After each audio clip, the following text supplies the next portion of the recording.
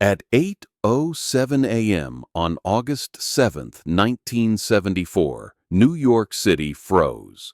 Thousands of people looked up and couldn't believe what they were seeing. A single man, balancing calmly, was walking on a wire, 1,350 feet above the ground, between the twin towers of the World Trade Center.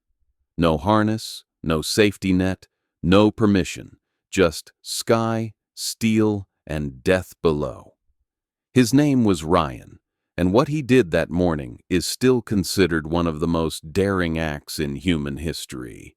But here's the part most people don't know. This wasn't a stunt. It was an obsession that took 6 years, and it nearly failed dozens of times before it succeeded.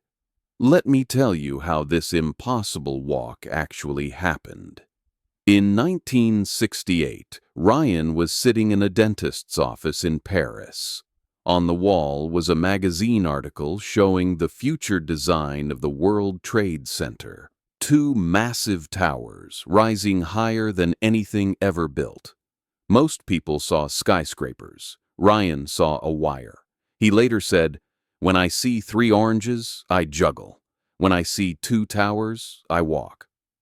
From that moment, the idea consumed him. He wasn't rich. He wasn't famous. He didn't have sponsors. He had a dream and an obsession so intense that he structured his entire life around it.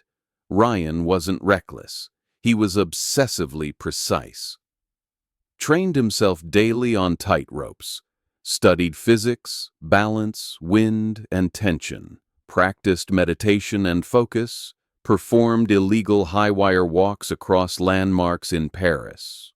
By the early 1970s, he was already known for walking. Between cathedral towers, above busy streets.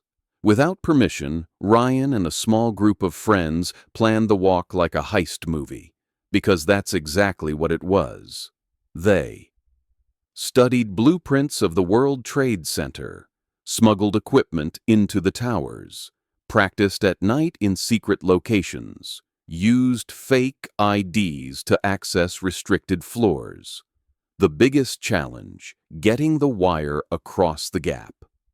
The distance between the towers was 135 feet, and the wire weighed over 450 pounds. One mistake, and everything would fail. Or worse, someone would die. On the night of August 6, 1974, Ryan and his team snuck into the towers disguised as construction workers. They rode elevators to the 110th floors. Wind howled. Security guards patrolled. Rain threatened. At one point, the wire almost slipped and fell, which would have ended the attempt instantly. It took hours to carefully pull the wire across using bows and fishing lines. By early morning, the wire was finally secured. Ryan stepped back. The city slept below him. This was the point of no return. At 8:07 a.m., Ryan stepped onto the wire. No applause, no music, just silence and wind. He walked slowly, deliberately. Halfway across, he stopped. He sat down on the wire. Then he lay flat on his back, 1,350 feet above Manhattan. Police rushed to the rooftops, screaming for him to come back.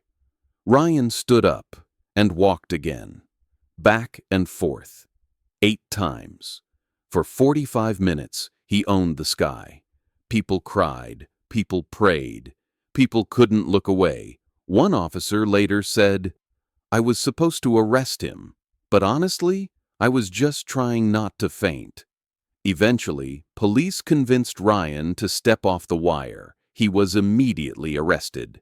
Charges included trespassing, disorderly conduct.